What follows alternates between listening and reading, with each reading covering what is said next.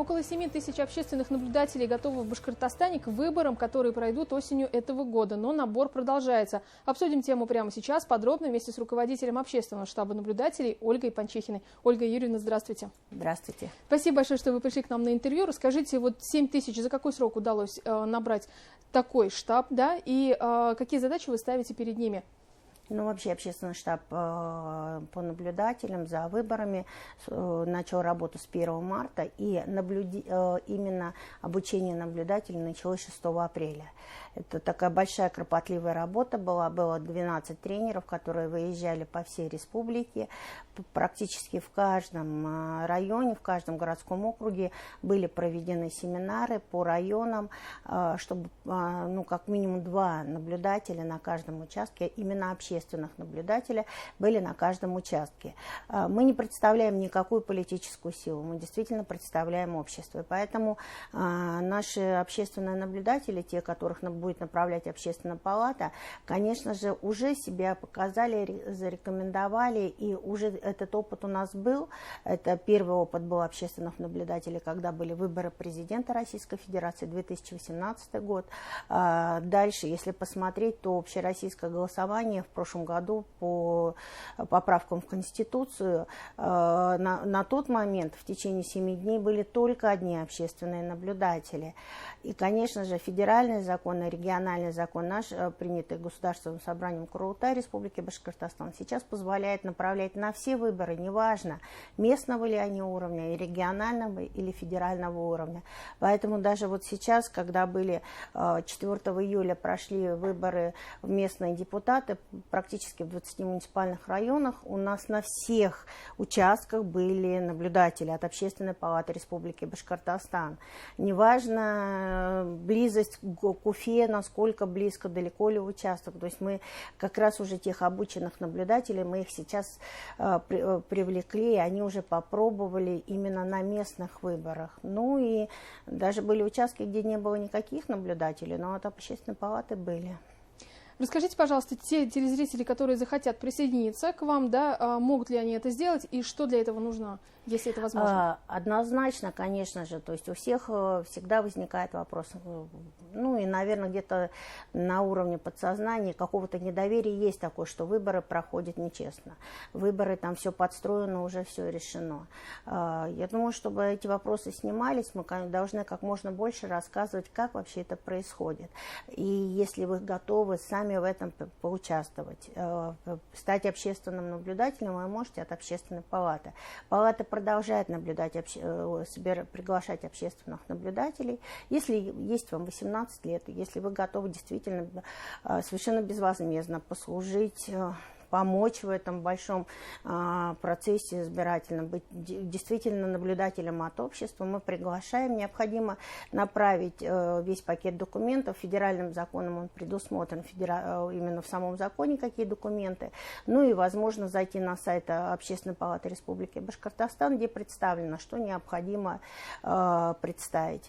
Мы, конечно же, обучение продолжим, потому что будет 3-дневное голосование. И представьте, что, конечно же, должна быть сменяемость наблюдателей, должна быть помощь. Поэтому мы будем где-то точно до числа 10 сентября продолжать привлекать и вовлекать в эту общественную работу наших граждан, жителей нашей республики. Будет обучение, обязательно мы расскажем, потому что настолько сейчас законодательство быстро изменяется, и, конечно же, в рамках вот всего, что впервые такое вот на федеральном уровне будет именно голосование, когда конкуренция 3-дневная. Очень много вопросов у экспертов, и у политиков, и ЦИК сейчас очень много изменяет, дополняет, чтобы все-таки выборы были прозрачными, честными, открытыми, поэтому разработаны различные положения. Буквально вот 1 июля было утверждено постановление ЦИКа Российской Федерации как раз о 3-дневном голосовании. Там прям настолько детально расписано, как должно все проходить, чтобы те бюллетени, которые, например, сегодня проголосовали 17 июня, а выборы, то есть 3 же дня идут, 17, 18, 19, чтобы с охраной, чтобы никто ничего не подделал. То есть настолько вот все детально расписано. Поэтому если люди захотят быть общественными наблюдателями. Я думаю, что наш штаб действительно с удовольствием и примет этих людей, и приглашает, особенно молодежь, потому что чем больше мы транслируем с каждого участка информации, как это проходит. Цифровой мир настолько нас сейчас заполонил, и когда мы транслируем, наблюдатели могут информировать, как проходит на их участке наблюдение, то есть предупредив там, то есть председателя участковой комиссии, они могут транслировать, рассказывать, как проходит выбор. Не мешать выборному процессу, но в то же время давать эту открытость и прозрачность, информируя всех, как проходят выборы на их участке. Молодежь нужна, среднее поколение, конечно же, тоже, оно, наверное, более самое такое, чуть-чуть недоверчиво совсем, поэтому мы приглашаем, мы открыто и постараемся как штаб обучить всему. Конечно же, у нас очень много экспертов сейчас участвуют в работе. Буквально на прошлой неделе штаб проводил круглый стол, через неделю будет. Мы мониторим, наверное, каждый этап сейчас вот всей предвыборной кампании, как честно, нечестно, есть ли конкуренция, как это открыто, или кто-то как-то что-то уже чего-то, на какие-то вопросы стараемся ответить для всех, как проходит сейчас предвыборная работа. 3 дня будет идти голосование. Как будет распределяться нагрузка среди общественных наблюдателей? Здесь очень важно, конечно же, знать, кто тот второй или третий или четвертый наблюдатель. Здесь важно, наверное, работать прежде всего в команде, потому что так или иначе будет голосование и вне участка, когда на дому, и чтобы наблюдатели смогли везде умение договариваться друг друга, конечно же, подменять. Потому что если на участке будет больше 3-4 человек, это хорошо. Можно где-то когда 2 человека, это чуть сложнее будет, поэтому они должны друг друга подменять. То есть на протяжении всего дня, конечно же. И здесь личная ответственность. Мы не можем же сказать, что это все равно волонтерство. Больше вот с такой подачей, что люди совершенно лично уделяют и хотят участвовать в общественном развитии, готовы помочь, готовы транслировать, как это проходит. И это личная ответственность. То есть я нахожусь здесь целый день, или то есть мы там меняемся, я готов в этом деле поучаствовать. Так что здесь это все зависит от каждого лично человека. Я не могу сказать, что вот мы набрали все 7 тысяч, здесь нет такого строгого обязаловки. То есть, и когда мы обучали, мы об этом говорили, что вы должны уметь договариваться, как со своим, если, то есть вас несколько, со своими коллегами, с теми, кто будут, и в то же время, если вдруг вы один, то есть распределяйте время так, чтобы все-таки обеспечить наверное, быть в самые, может быть, какие-то моменты такие острые, если они будут, вы должны быть там, и вы должны транслировать, а что на самом деле произошло. Ольга Юрьевна, вы принимали участие в нескольких избирательных кампаниях в качестве руководителя общественных наблюдателей. Да? Как изменилось в Башкортостане вот этот институт за последние несколько лет? Вот как вы оцениваете? Стали ли выборы более открытыми?